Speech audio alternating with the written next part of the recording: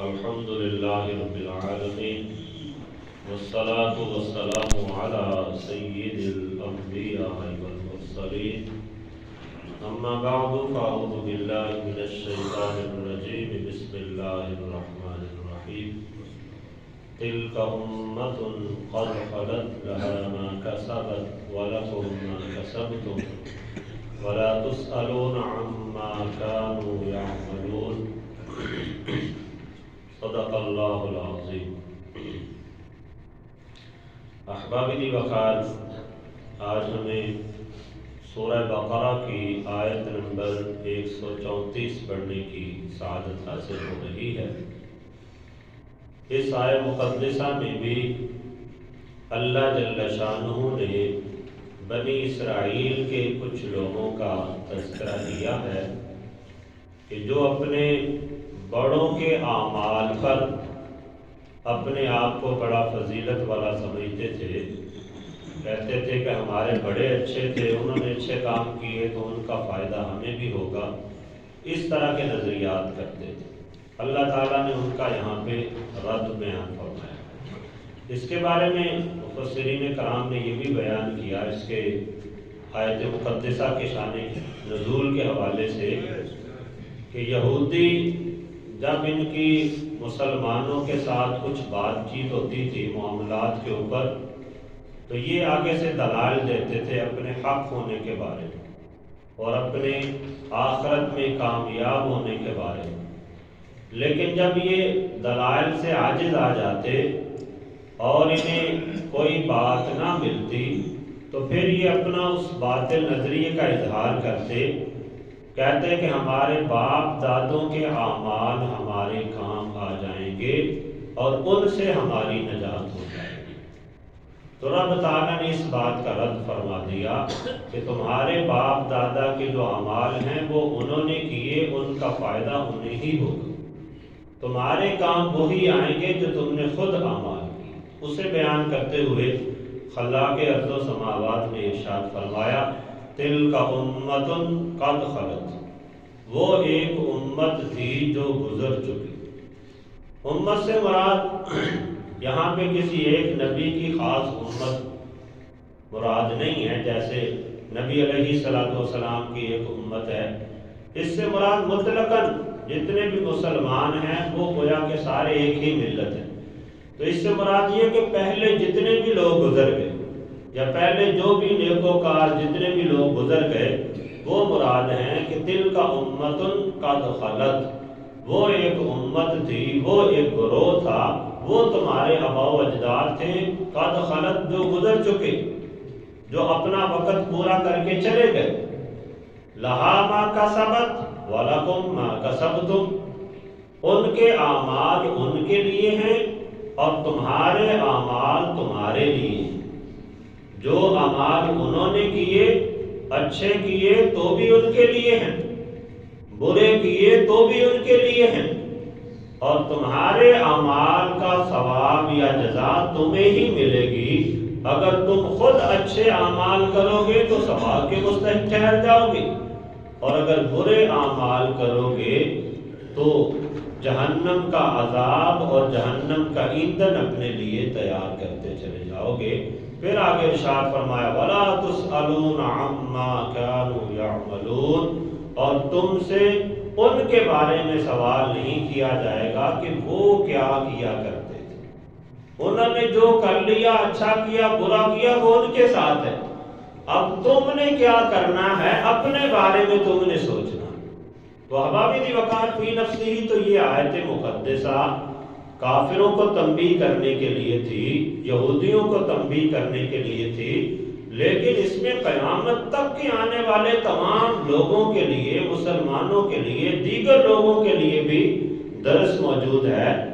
کہ آج کل بھی معاشرے کے اندر ایسی چیز دیکھی جاتی ہے کہ کسی کا باپ بڑا عالم ہو، کسی کا باپ ولایت کے درجے پہ فائز ہو، تو وہ سمجھتا ہے کہ بس میرے آباء و اجداد بڑے نیکوکار تھے تو شاید ان کے توسل سے میں بھی بخشا جاؤں گا۔ رب تعالیٰ کی رحمت جوش میں آ جائے تو رب تعالیٰ کی بارگاہ میں کچھ بعید بھی نہیں کہ رب تعالیٰ کسی نیک کے توسل سے دوسرے کو معاف فرما دے، لیکن ہر بندے کو اپنے اعمال کی خود اصلاح کرنے کی ضرورت ہے۔ کوئی بندہ کسی دوسرے کے بارے میں یہ خیال کر کے کہ وہ نیک کام کرتا ہے اس کا ثواب مجھے مل جائے گا، ایسا نہیں ہونے والا۔ یہ عام جو دستور ہے اس کے خلاف ہے۔ اب یہاں پہ ایک اعتراض بھی ہو سکتا ہے کہ بعض اوقات یہ بیان کیا جاتا ہے کہ ہر بندے سے اس کے اہل خانہ کے بارے میں، اس کے بیوی بچوں کے بارے میں بھی سوال ہوگا، جبکہ یہاں پہ تو ہے لہا ما کسبت ولکم ما کسبتم، تمہارے لیے وہ ہے جو تم نے کمایا، ان کے لیے وہ ہے جو انہوں نے کمایا۔ تو احباب دی وقار، مفسرین کرام نے اس کا جواب دیا۔ مفسرین کرام نے جواب یہ دیا کہ اصلاً تو جو کسی کے اعمال ہیں وہ اسی کے لیے ہیں، لیکن ہر بندے کو چونکہ دوسروں کو تبلیغ کرنے کا، دوسروں کی اصلاح کرنے کا حکم دیا گیا، بالخصوص جو گھر کا سربراہ ہے، جو والد ہے، جو شوہر ہے، اس کو یہ تنبیہ کی۔ قرآن کریم کے اندر سورہ تحریم کے اندر رب تعالیٰ کا یہ فرمان ہے، قُوا أَنفُسَكُمْ وَأَهْلِيكُمْ نَارًا، کہ تم اپنے آپ کو بھی اور اپنے اہل خانہ کو، اپنے گھر والوں کو جہنم کی آگ سے بچاؤ۔ تو ہر بندے کی یہ ذمہ داری بنتی ہے کہ وہ اپنے گھر والوں کی اچھی تربیت کرے، انہیں دین کی طرف لے کے آئے، انہیں نماز کی تبلیغ کرے، انہیں معاشرے کے اندر حسن اخلاق کا پیکر بننے کی تلقین کرے۔ لیکن اگر وہ والدین اپنی اولاد کی اچھی تربیت نہیں کرتے، یا شوہر اپنی بیوی کو شریعت کے بارے میں عمل کرنے پہ گائیڈ نہیں کرتا، تو وہ اس آیت پہ عمل نہ کرنے کی وجہ سے مجرم ٹھہرے گا۔ اس وجہ سے اس سے پوچھا جائے گا، باقی جو بندے نے اپنی طرف سے کوشش کر لی، باپ نے اپنی اولاد کی اچھی تربیت کرنے کی کوشش کی،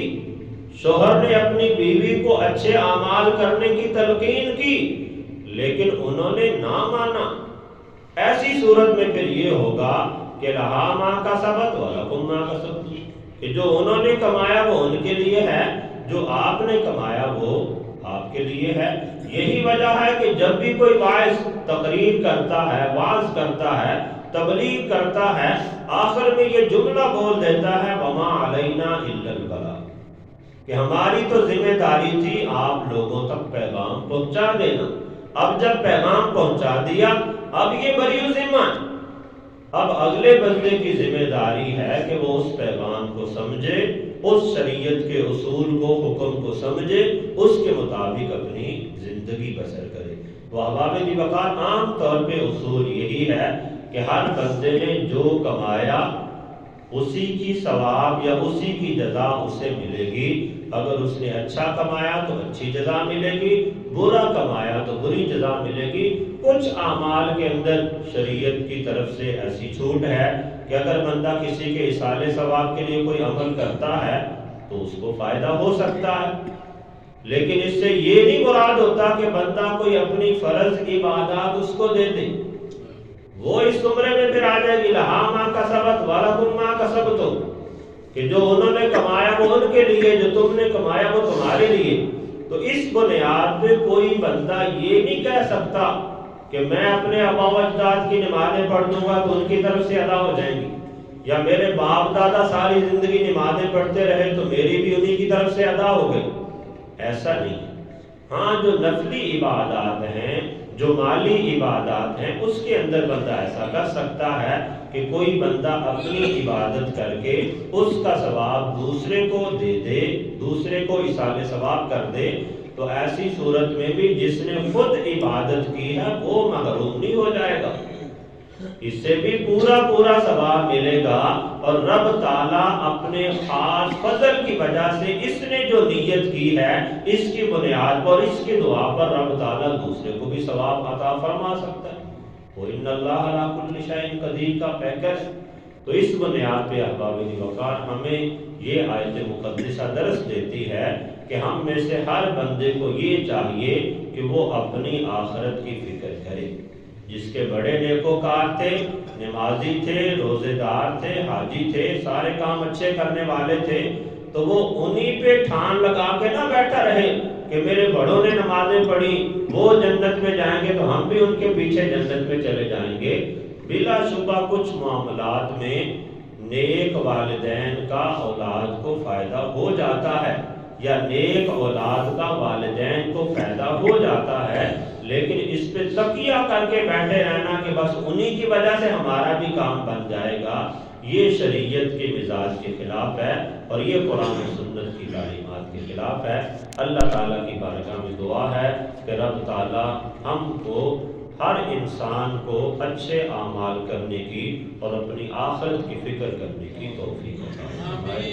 وما علینا